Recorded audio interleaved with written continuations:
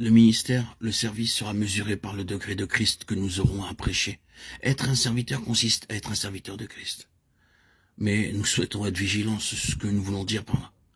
Notre idée du ministère, celui de Christ, est-elle celle de quelqu'un qui est appelé serviteur et qui est associé à Jésus-Christ en tant que tel?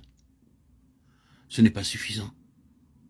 Un serviteur de Christ est celui qui prêche Christ, qui est capable de l'annoncer, car il a Christ à apporter. Il a le Saint-Esprit de Christ pour communiquer Christ. Rappelez-vous que c'est le dessein de l'Église, communiquer Christ. Aucun service professionnel ne peut l'accomplir. Vous vous souvenez, au temps du prophète Élisée, de la femme dont le fils mourut, qui, dans sa détresse, vint le chercher?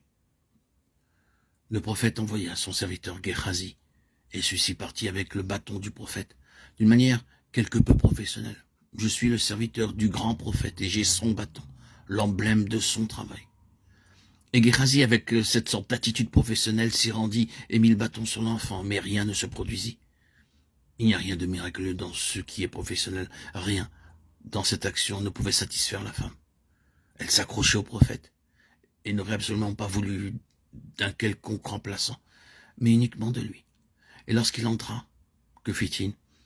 Il s'allongea lui-même sur l'enfant, ses mains dans les mains de l'enfant, ses pieds sur ses pieds, sa bouche sur sa bouche, dans une totale identification de lui-même avec cette mort. Lui-même étant en vie, et littéralement en raison de la vie qui était en lui. Il retira l'enfant, pour ainsi dire, de l'emprise de la mort. Il s'agissait de la vie par celui qui est vivant, et il n'existe aucun autre moyen. L'Église est ce qui est en contact avec les conditions de la mort spirituelle, et parce qu'elle a en elle le Seigneur vivant ressuscité, elle brise la puissance de cette mort, délivre de la mort, et démontre le témoignage de Jésus, qu'il est celui qui vit, et qui était mort, mais qui est vivant à tout jamais. Voilà le témoignage de Jésus. À présent, pour simplifier tout cela, tout service est le ministère de Christ. Nos foyers devraient être un lieu pour cela. Le service n'est pas uniquement une action en lien avec des estrades et des pupitres. Il s'agit d'une chose glorieuse, lorsque de tels serviteurs sont réellement des instruments pour prêcher Christ. Mais ce n'est pas un unique endroit pour le ministère. Si vous avez un foyer dans lequel vous avez quelque autorité, ce foyer, par votre influence, devrait être un lieu où d'autres bénéficient d'une croissance de Christ, non pas un lieu où ils entendent beaucoup de merveilleux enseignements, de vérités exposées et des interprétations des Saintes Écritures qui y sont données, mais un endroit où ils rencontrent le Seigneur et repartent avec le sentiment et la connaissance que, dans leur vie, ils ont un accès au Seigneur.